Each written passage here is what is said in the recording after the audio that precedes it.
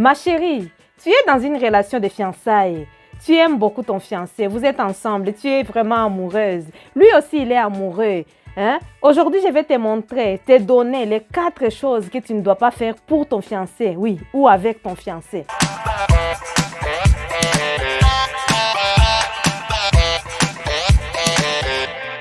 Oui, je suis Laetitia, coach en relation amoureuse. Et ici, nous parlons de tout ce qui concerne l'épanouissement de ton couple et les choix des partenaires. Si c'est pour toi la première fois de me regarder, n'hésite pas à t'abonner et surtout, active la cloche de notification pour ne pas manquer nos futures publications de qualité comme celle-ci. Oui, nous allons revenir à notre sujet. Qu'est-ce que tu ne dois pas faire avec ton fiancé?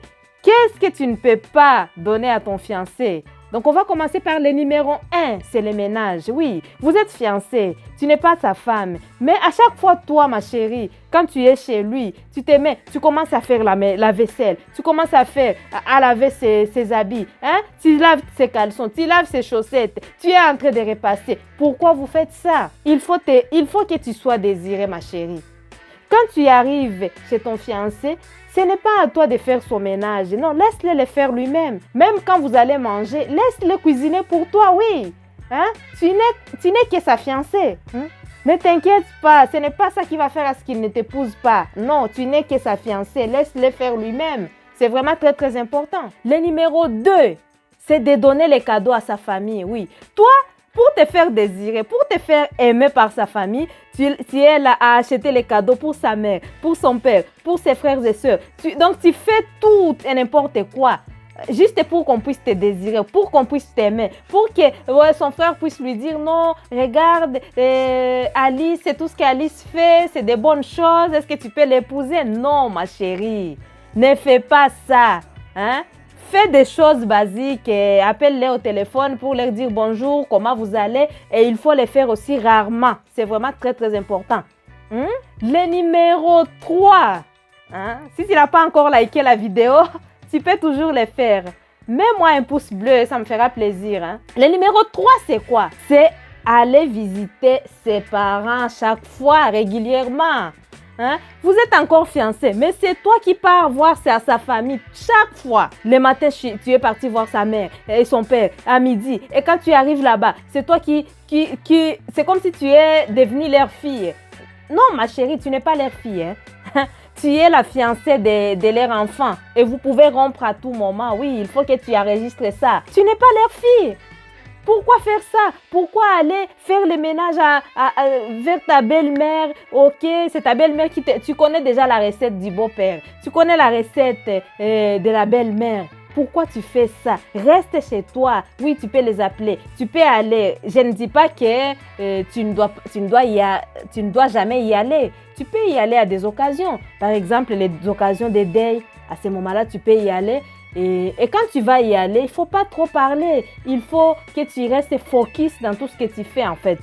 Et il ne faut pas que tu dires longtemps chez ta belle famille. Tu peux y aller à 14h, vers 16h, tu es déjà rentré chez toi. Tu vois ce que je veux dire? C'est vraiment très très important que tu puisses enregistrer ça. Le numéro 4, c'est le dernier point. C'est quoi? Le numéro 4, c'est donner le sexe, faire le sexe. Le rapport sexuel est réservé aux couples mariés. C'est très important que tu mettes ça dans la tête.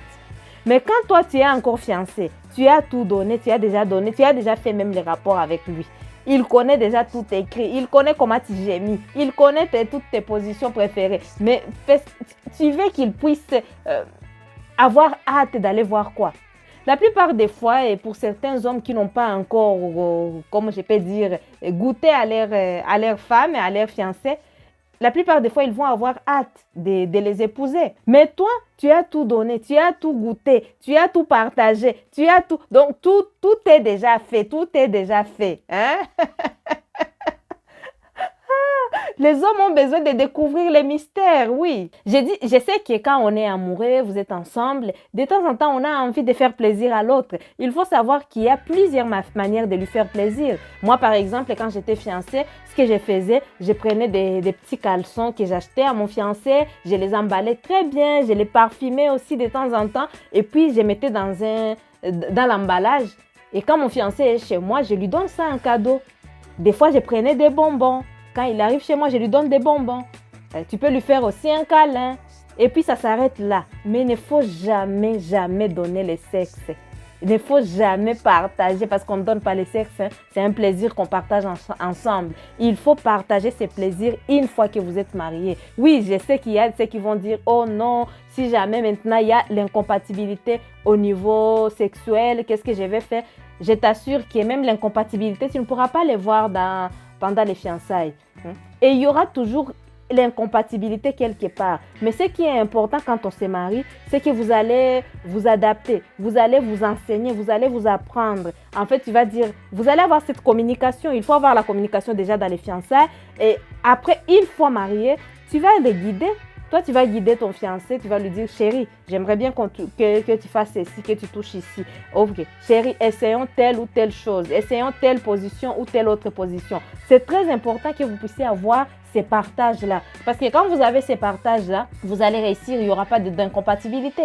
Si c'est une incompatibilité au niveau de la taille du pénis, par exemple, au moins vous savez qu'il y a les sextoys qui peuvent vous aider, vous voyez?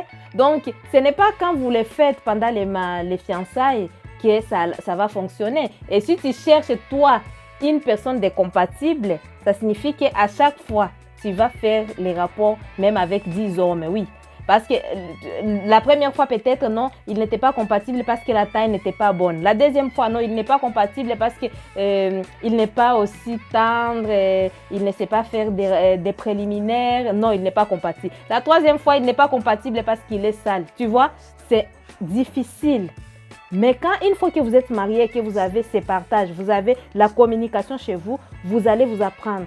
Même la propriété, vous allez vous apprendre. Tout. Et c'est vraiment très, très important. Tu as compris, ma chérie? Maintenant, dites-moi ce que vous en pensez en commentaire et dites-moi aussi les genres de stratégies que vous avez l'habitude de faire. Voilà. Donc, dans tout ça, ce qui est important, c'est que toi, tu puisses aimer la personne. Si les choses, tu aimes la personne, mais que tu remarques les compatibilités comportementales, je ne dis pas au niveau sexuel, hein, tu remarques l'incompatibilité comportementale, à ce moment-là, les fiançailles peuvent s'arrêter. Tu peux arrêter les fiançailles. C'est pour ça que tu n'es pas là à quémander, tu n'es pas là à te rabaisser. Il faut t'aimer. Il faut avoir suffisamment d'amour pour toi. Oui, quand tu as suffisamment d'amour pour toi, tu auras assez d'amour à donner à cet homme. Hein? Je vous fais des gros bisous et je vous dis à très bientôt pour une nouvelle vidéo.